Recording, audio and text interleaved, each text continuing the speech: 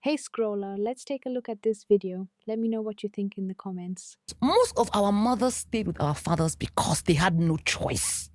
There was a question you asked, the addendum to the last question. We're talking about women making money now.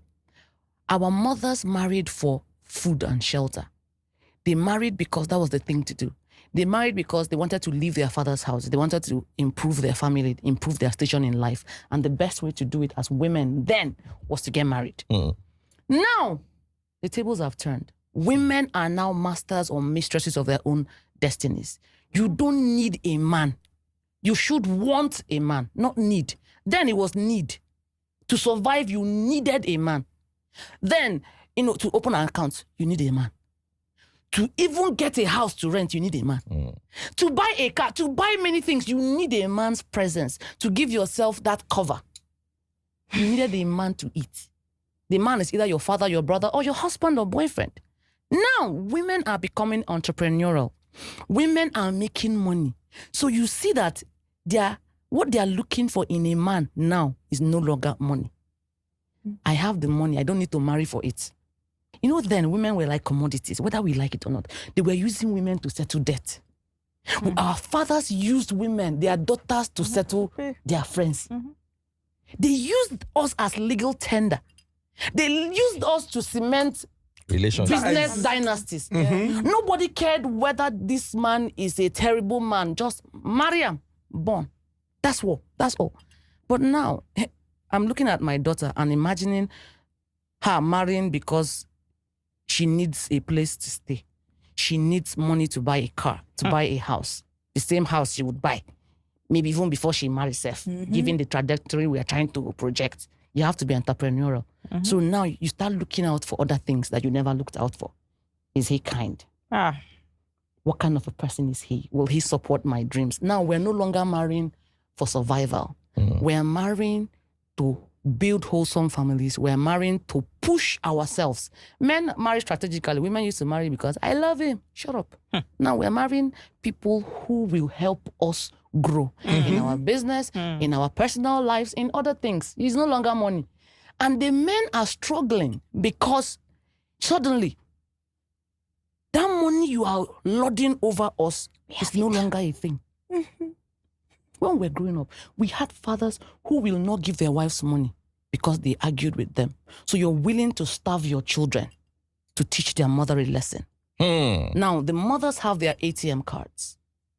They would buy the things. If you quarrel, she go rent house. So the men are seeing it as in the audacity. How can she do this? How can she do that? Now she's expecting you to behave like a human being. They pain you. Because your money is no longer the controlling or the deciding factor. Now you are asked to bring values to the table. You have to speak to me with respect. Don't shout at me in front of the children. Don't do this, don't do that. Treat me as a human being. They vex you because that money you were using to control her. That's why some of them would tell their wives not to work. A smart man would want a wife who would contribute so that your stress will be less. So if Mr. A marries a woman that doesn't work, again, feminism means let the woman choose. If she chooses not to work, beautiful. She can choose to focus on her family for now, then later on she works. That's perfectly fine because that's a big job she's doing. The problem is, as a man, you're a traditional man. You go and look for a traditional wife and marry. Don't go and look for a supersonic career woman and then force her to be a traditional wife. You'll get some pushback. Yes. It won't go well. We have women who are family focused. They want to be homemakers. And it's great. That's what she chose. She wants to do any business that keeps her in the home. Any business that keeps her around. Maybe she wants to be a teacher so that by the time 12-1, she's back home. I love it. It's laudable. Look for them. But no, you will see a woman who is going for her PhD. The funniest part, he will support her.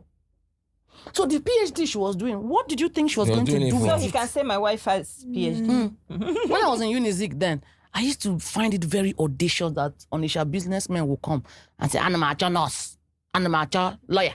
As in, I'm looking for a lawyer to marry, but you don't even know what to do with her.